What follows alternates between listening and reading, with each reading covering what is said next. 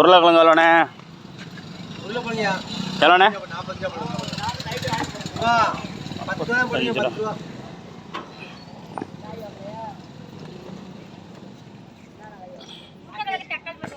சின்னது பிறகு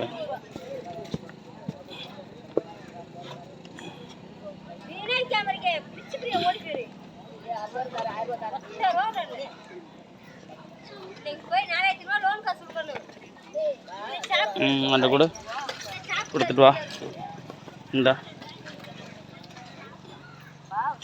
எவ்வளோ வருதுன்னு பாருங்கண்ணே. 5 ரூபா அண்ணா. தக்காளி எவ்வளோண்ணே? தக்காளி பார்த்து 20 ரூபாயா?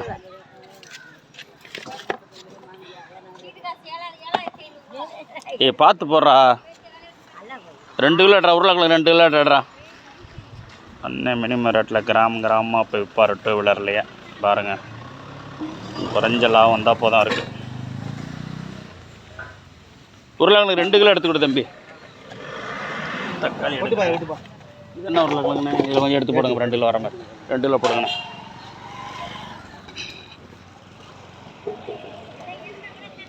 தக்காளி 20 ரூபாயா? அப்படியே யாரும் போயிட்டு இருந்தேன். உங்களை பார்த்து நின்றுட்டேன் அப்படியே.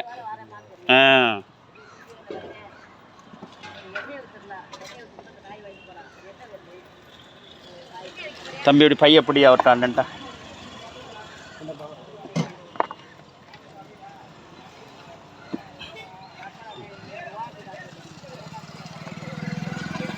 பைய கொடுத்துரு தம்பி.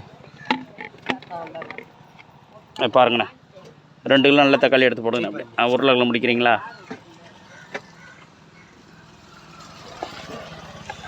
இது ஒரு கலராக இருக்குது, அது ஒரு கலராக இருந்துச்சு. என்ன முதல்ல நாங்கள் எடுத்த உருளைக்கிழங்கு எல்லாம் ஒன்று தானா? சரி. இந்த பையப்படி தம்பி வா. தக்காளி போடுங்கண்ணே. அதை நீங்களும் எடுத்து போட்டுங்கண்ணே.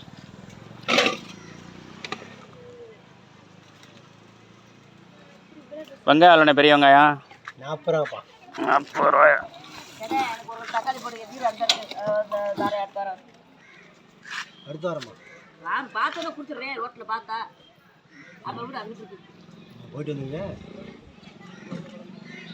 டூ வீலர்லேயே தான் போவார் அண்ணன். பாருங்கள், கொஞ்ச லாபம் கிடச்சா போதும். வந்துருச்சுண்ணே 2 வந்து. ஓகே எப்படி தம்பி? பச்சை மிளகா போட்டுருங்க கொஞ்சம்.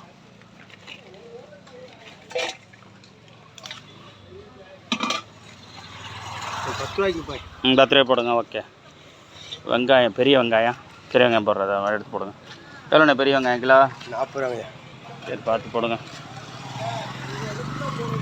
என்னன்ட்ட நான் எப்போயுமே பேரம் பேசுகிறதில்ல. வேறு என்ன காய் இருக்குது? கத்திரி இருக்குது, வீட்டில் இருக்குது. முள்ளங்கி எவ்வளோண்ணே? முள்ளங்கியே வீட்டில் சாப்பிட மாட்டுறாங்களே, ஏன் தெரியல.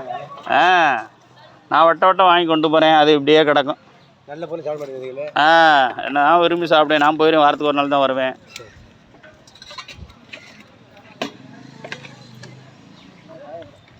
வேறு என்ன கறிச்சிருக்காரு அண்ணா? இதுண்ணே கேரட்டு கிலோ 30 ரூபா. ஆனால் ஒரு தட்டுத்து கொடுங்க.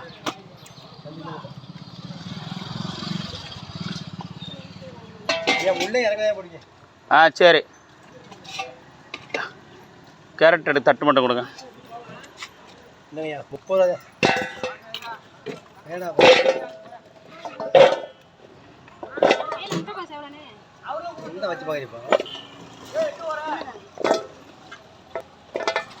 ஒரு கிலோ வருதான்னு பாருங்க.